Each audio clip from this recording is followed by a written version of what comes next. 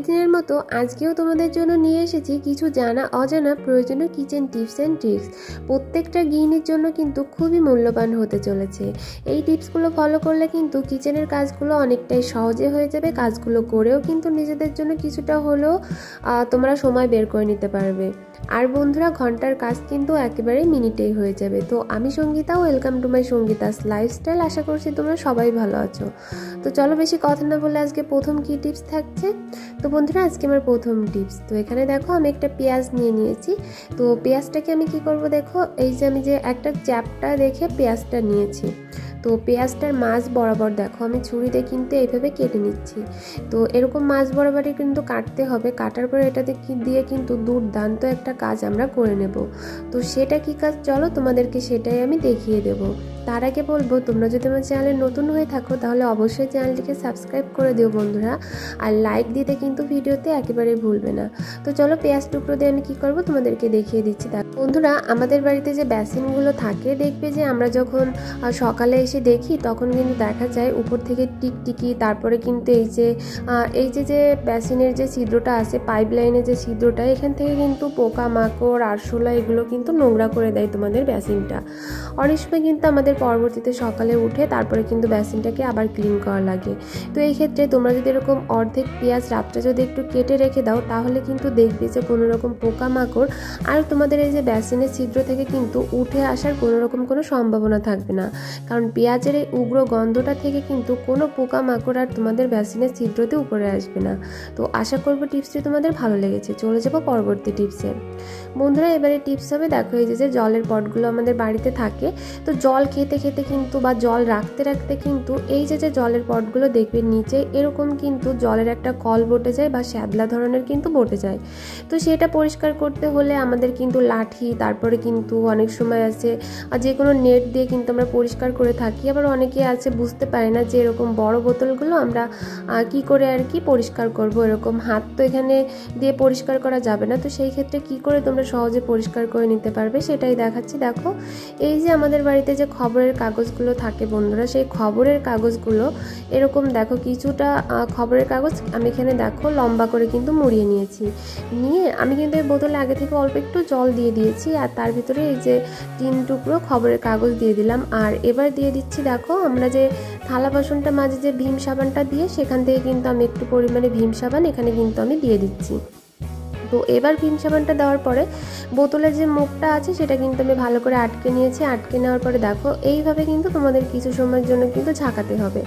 এইভাবে কিছু সময় ঝাঁকানোর ফলে কিন্তু তোমাদের বোতলটা একেবারে পরিষ্কার হয়ে যাবে। তোমরা কিন্তু পরবর্তীতে ধুয়ে নিতে পারবে।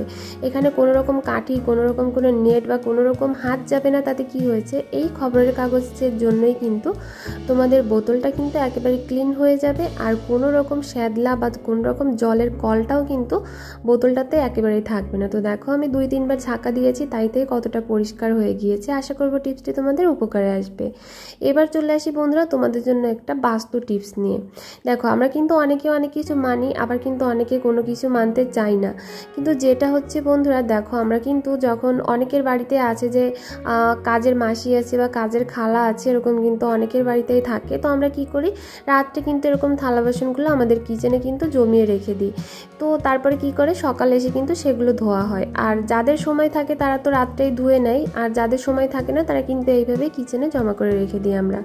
কিন্তু বন্ধুরা, আমাদের এই যে গ্যাস ওভেনটা আছে, গ্যাস ওভেনের পাশে যদি কারো সিঙ্ক থেকে থাকে, এরকম কখনোই গ্যাস ওভেনের পাশে এইভাবে কখনো এঁঠো থালা বাসন রাখতে নেই। এতে কিন্তু বাস্তু সমস্যা হতে পারে, বাস্তু দোষ হতে পারে। তার জন্য সবসময় কি করবে, যদি বাড়িতে যদি সকালবেলা কোনো কাজের মাসি বা খালা এসে থাকে, তো তাদের জন্য এরকম একটা বড় একটা গাবলায় করে থালা বাসনগুলো নিজেই নামিয়ে রেখে দেবে।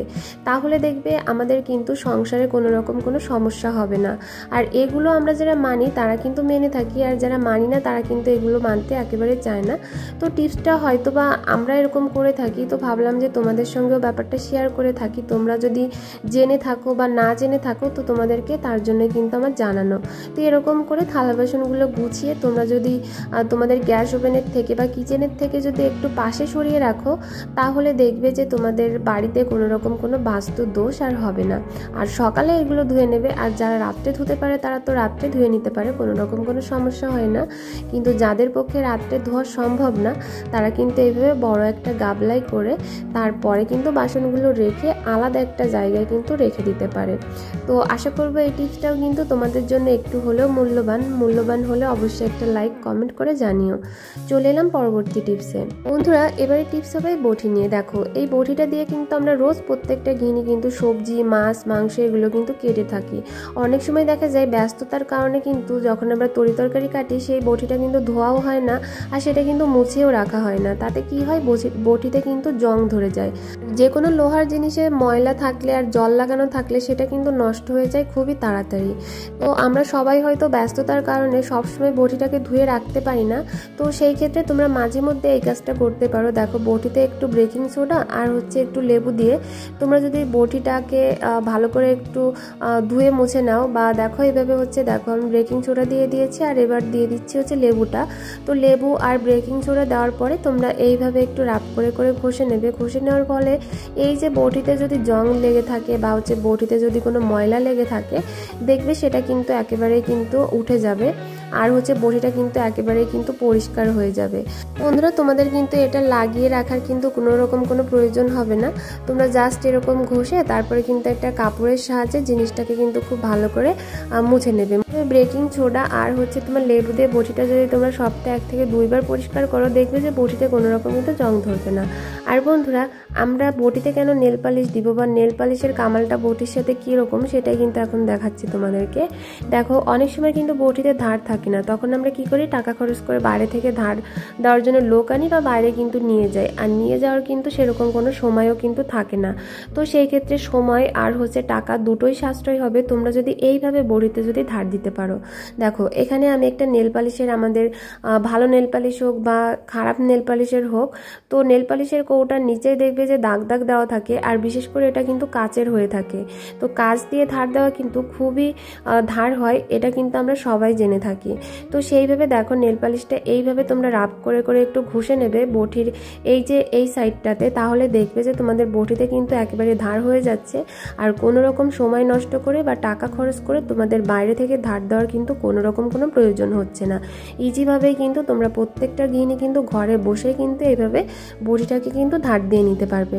তো বন্ধুরা, আশা করবো আজকে যে কয়টি টিপস তোমাদের সঙ্গে শেয়ার করেছি প্রত্যেকটা টিপসই কিন্তু তোমাদের জন্য খুবই মূল্যবান।